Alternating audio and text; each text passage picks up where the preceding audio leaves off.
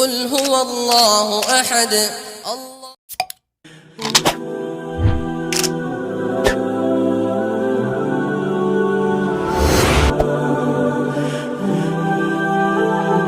In today's khutbah, inshallah ta'ala, I'd like to share with you just two parts of a profound dua, a powerful dua made by Musa alayhi salam. One of the things many of you probably know about Musa alayhi salam is that he's the most mentioned messenger of Allah in the Quran. Allah Azza wa Jal talks about him more than any other prophet by name.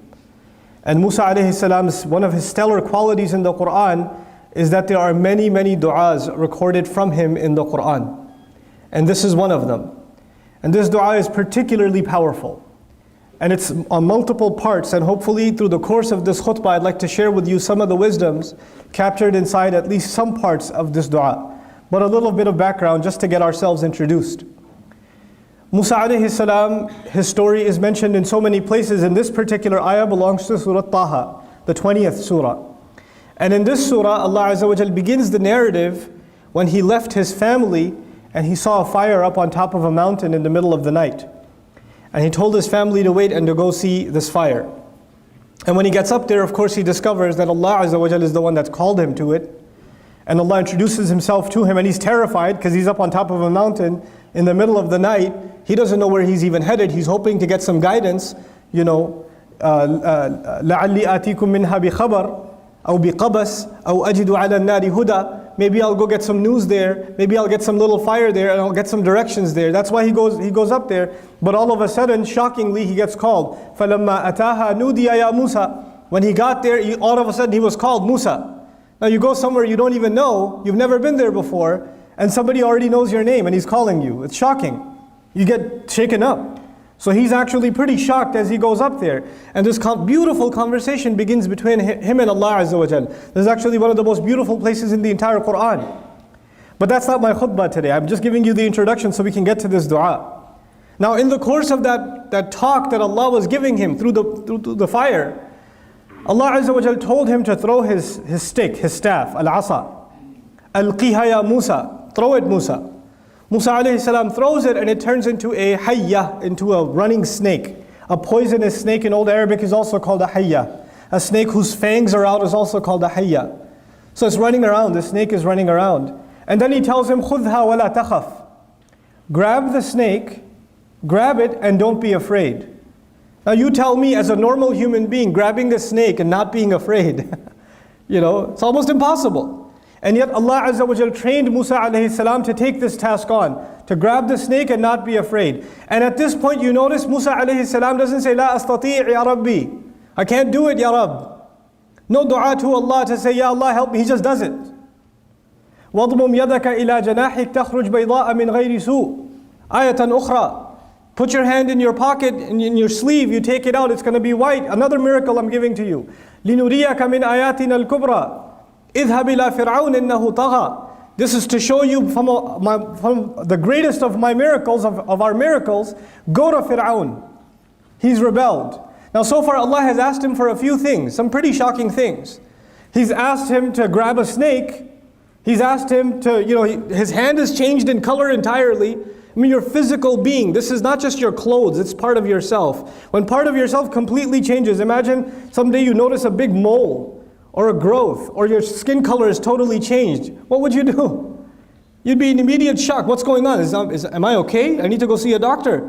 I need to go to the hospital. Something's wrong. But Musa alayhi salam has no reaction. He's fine to all of this. But when Allah tells him, اذهب إلى فرعون إنه طغى. Go to Fir'aun. Go to Fir'aun. He's the one in fact that has rebelled. At this point Musa alayhi salam makes dua. This is what the first amr that Allah Azza wa Jal gave Musa alayhi salam. This is the first command Allah gave Musa alayhi salam, that he didn't just do it. He said, Ya Allah, before I do it, I need some help. And so now we're learning that when Allah tells us to do something, and it's hard. Sometimes we think things are hard, but if you have courage, Allah will let you do it. But you get to a point where you think, even I, with all my courage, this is even too hard for me. That is the time you turn to Allah and you don't say, Ya Allah, I can't do it. You ask Allah for what you need so you can do it. You ask Allah for what you need so you can do it. So let me repeat this point because it's of paramount importance. There are people who, when they come across the command of Allah, they come across something Allah expects them to do, their reaction is, Ya Allah, I can't do it. Ya Allah, la aqdir. Fa'ana ajiz. I'm not capable. It's above my capability. There are other people, the dua here suggests, Ya Allah, I know I can't do it, but Ya Allah, give me what I need so I can do it. I'm going to try anyway, but I think I'm going to fail. I'm going to try anyway. But if you can help me, by your help I will succeed. So we don't start with I can't do it. Every time you get to a point where you say and I say I can't do it, we turn to Allah in dua. That's our iman. We turn to Allah and we ask Him for help, because actually the realization is we can't do anything on our own anyway. It is from the help of Allah. It is by the qudra of Allah, by the kun from Allah, that everything comes to be. But we have to do our part at least. So now what does he ask? It's incredible. He's going to go to Fir'aun and go talk to him. He could have asked for a lot of things. Now imagine what he has to do. I want you to understand what he has to do. He is a fugitive, alayhi salam. He killed someone by accident and ran away from Egypt. So the moment he goes back, the first people he has to deal with is the military and the police. Because they've been looking for him. They've had a warrant out for his arrest. He's wanted for murder. He's not welcome back in the city. He can't just walk in. And he's not just somebody who people won't recognize. He lived the life of a prince. He lived in the castle. Everybody knows his face. So he walks in. People go, is that Musa? And word will spread immediately. And when word spreads, obviously the police will find out. And when they find out, their instructions among them are not to arrest him. إِنَّ الْمَلَأَ يَأْتَمِرُونَ بِكَ لِيَقْتُلُوكَ. The chiefs, the police chiefs had already made a plan that as soon as they see him, they're not going to arrest him, they will kill him. So imagine the police aren't looking to arrest the criminal, the police are told shoot to kill. The kill order's been given. Now Allah is telling him, don't go to Egypt. Going to Egypt may be even easy. Maybe you can hide and get into Egypt. And not even go back to, see your mother or go somewhere to see your brother. Go to who? Fir'aun. Idhab ila Fir'aun. Where's Fir'aun? He's sitting outside at the train station somewhere? Fir'aun is up in the castle, in the most secure building in all of Egypt. So he can't hide. He has to go directly all the way to the doors of that White House back in the day. And he has to knock on the doors of security. And he has to say, I have an appointment with Fir'aun. And all of these police officers and all the security guard, what are their instructions? Kill him immediately. Kill him immediately. So I would expect that he would turn to Allah and say, Ya Rab, you want me to go talk to Fir'aun? Can you deal with his army? Can you put them all to sleep so I can go talk to him? Or can you pull him out of Egypt so I can talk with him over here? It might be safer for me. Or can you just magically fly me over there and I'll just end up in the castle and I can talk to him and my problem is solved. You want me to speak to him? I'll speak to him that way. Because I won't even get to him. How am I even going to get to him? But he asks for none of this. He asks for none of this. Actually, in this dua, what he asks for is remarkable. He says, أَوَّلًا رَبِّ اشْرَحْ لِي صَدْرِي. Ya Allah, my master, expand my chest. When he thinks about going to Fir'aun, all of these thoughts are going in his mind and he's becoming nervous, he's becoming scared, he's becoming worried. Am I going to be able to do this? Am I going to get killed? Ya Allah, the first thing I need to do to fulfill your command is I need to calm down. And sometimes when I get nervous and I get scared or I get, I get full of emotion, overwhelmed, depressed even, then sometimes we can't even control our own emotions. Allah is telling us in this ayah that even the best of us, sometimes we don't even have control over our own emotions. Allah has to give sharh al-sadr. Allah will calm the heart down. Ya Allah, before I do what you want me to do, I have to be calm in my heart. Rabbi shrah li sadri. Subhanallah. The first thing you need is itminanul qalb. And this heart, later on you will learn, because when he is with his brother Harun alayhi salam, when both of them are together, they even say, how am I going to keep my chest calm? How am I supposed to not get nervous? When the police sees me, when everybody else sees me, when people call names, when they point at me, how am I supposed to not worry about any of that? They even mention together, كَيْ نُسَبِّحَكَ كَثِيرًا وَنَذْكُرَكَ كَثِيرًا إِنَّكَ كُنْتَ بِنَا بَصِيرًا. It's coming later in the same surah.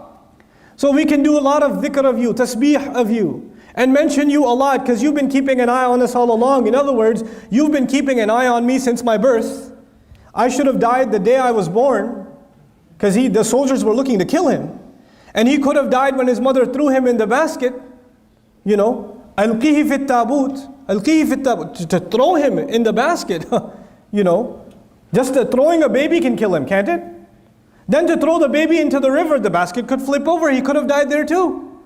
Then فَلْيُلْقِهِ الْيَمُّ بِالسَّاحِلِ, the basket will hit the ocean, hit the shore. When the basket hits the shore, he could get killed again.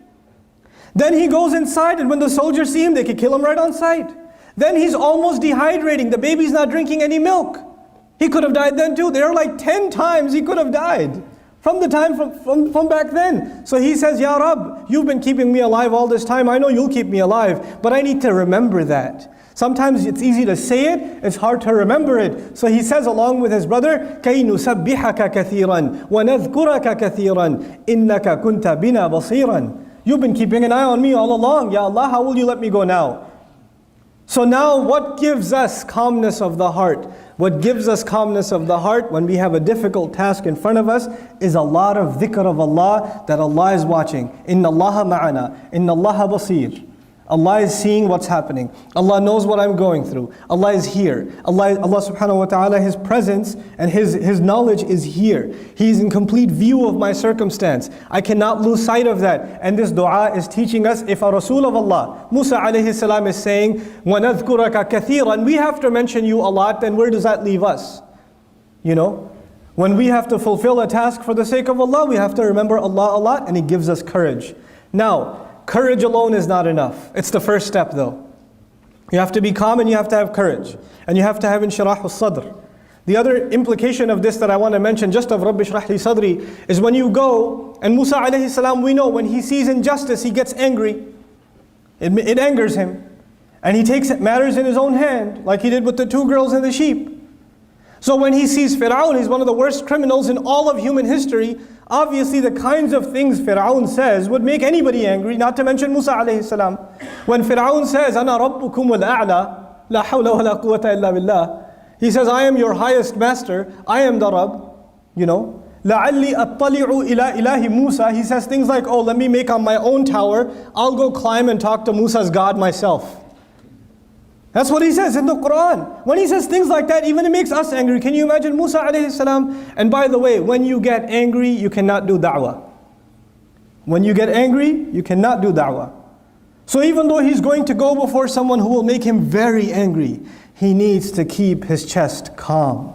He needs to keep it expanded. He cannot get uncomfortable. So we're learning that the mission of Allah, of talking to those who have rebelled against Allah, has to be carried by people who know how to control their temper. And if they cannot control their temper, if they have an anger problem, then they have to turn to Allah and say, Rabbi shrah li sadri. My master, ease me, calm my chest. A lot of young people are excited about da'wah. They go to the university, they see their non-Muslim friend, and they see a Muslim brother who doesn't pray or whatever, and they start giving them da'wah, and this guy doesn't care about deen. And he starts saying some ridiculous things that make you angry. Well, the Quran, you know, it has some contradictions, or I don't know, I don't really believe in hadith, or whatever. They say some stupid things. And then you hear that, you go, what? It's kufr, man. And you get so angry at them. And that's the time to remember, Rabbi shrah li sadri. Rabbi shrah li sadri.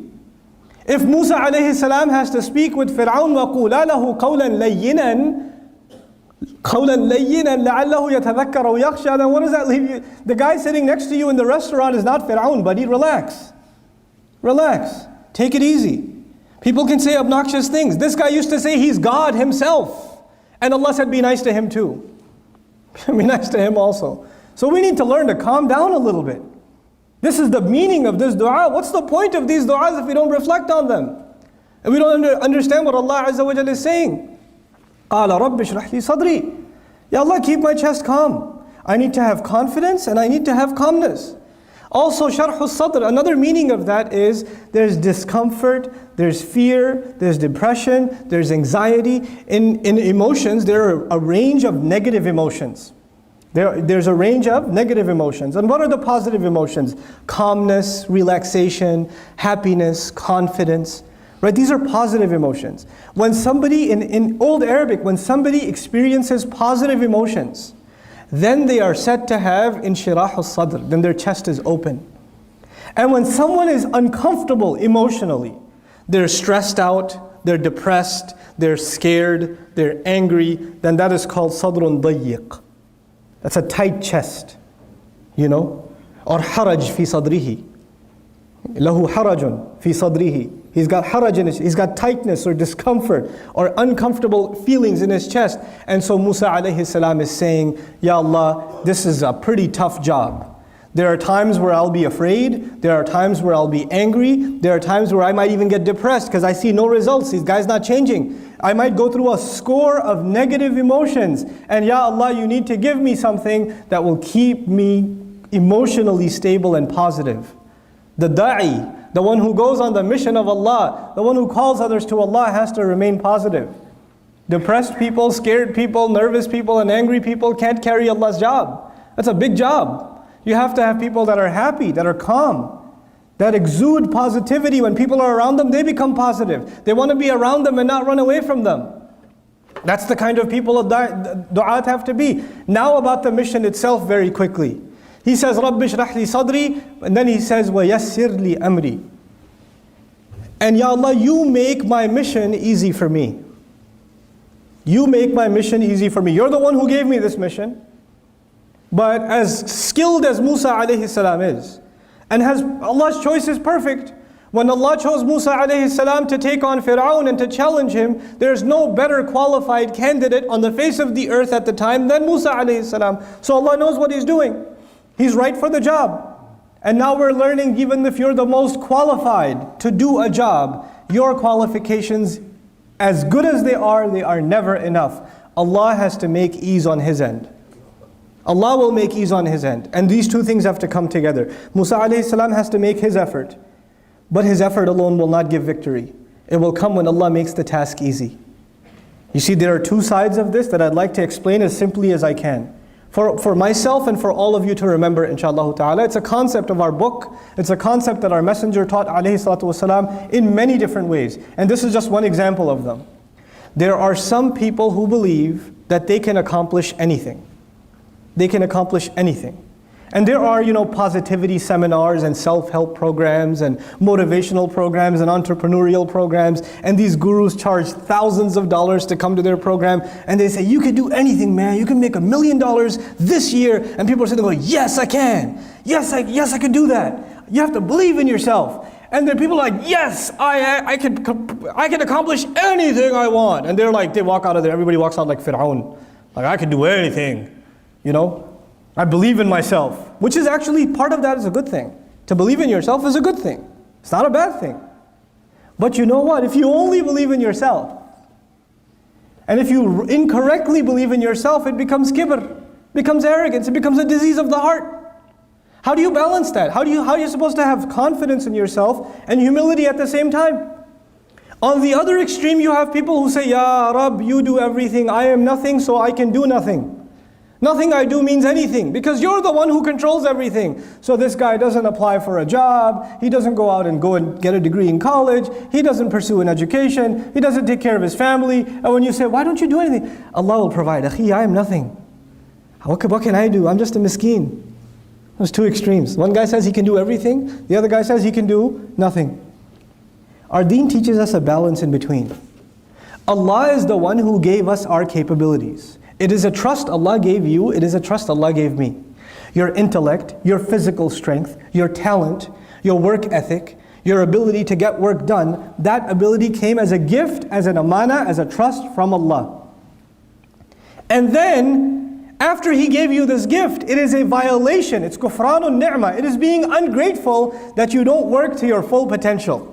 This is why the Messenger of Allah sallallahu alaihi wasallam said to us, to the believers, that whenever you do something, فَلْيُتْقِنْ, and you should do it to perfection. Allah made you fi ahsani taqweem, in the best possible way. Why should you do anything less? There should never be a college student who's Muslim who accepts mediocre grades. It shouldn't exist. There should never be a Muslim running a business who just kind of does business. He should be the best at his business. There shouldn't be an okay Muslim doctor. He should be the best doctor there possibly could be. There's an amana Allah gave you, you know. Even if you're a taxi driver, you're the best taxi driver in town. Doesn't matter what you do it the best. Nobody does it better than you. That's the attitude of a Muslim. But what balances that attitude and what keeps it from turning into arrogance is that you constantly remind yourself, on the one hand, my ability is not mine. Allah is the one who gave me this ability. وَاصْطَنَعْتُكَ لِنَفْسِي, Musa is told, I crafted you for myself. I made you the way you are. All of your abilities are actually given by me. So you remind yourself of that. And then whenever you think of a task, a mission, and we think to ourselves, yeah, that's easy, man. I've done it 100 times. I could do this. You know, kids that are good at math, you give them a math problem, they say, easy. Psh, nothing. You know? You tell some kid, you know, I need you to do this work or that work. Yeah, I've done this. I got this, man. It's easy for me. Actually, even when it's easy for you, as a matter of iman, to remind ourselves that it's not easy for you because you're awesome. It's easy for you because Allah made it easy for you. And you know what happens to people? This is the last thing I'm sharing with you, inshaAllah ta'ala. There are people who Allah makes many things easy for them. Please listen to this carefully. Allah makes many things easy for them. For some of you, Allah made money easy for you. It's just easy for you. For some of you, confidence is easy. It's no big deal. Other people get nervous, you don't get nervous. For some students of mine, studies are easy. Like I teach Arabic. Some of my students, wallahi, I can tell Allah made Arabic easy for this one. And the other one, مَا خُلِقَ لِدِرَاسَةِ الْعَرَبِيَّةِ. He wasn't made to study Arabic. He's the smartest guy in his field. He will be a PhD in physics. He can't do mudaf and mudaf ilayh. He can't do it. You know? He wasn't made for it. This is tough for him. Not everybody's the same. Now what happens is when people get used to success, Allah makes one thing easy, then He makes the next thing easy, and then makes the next thing easy, and the next thing easy.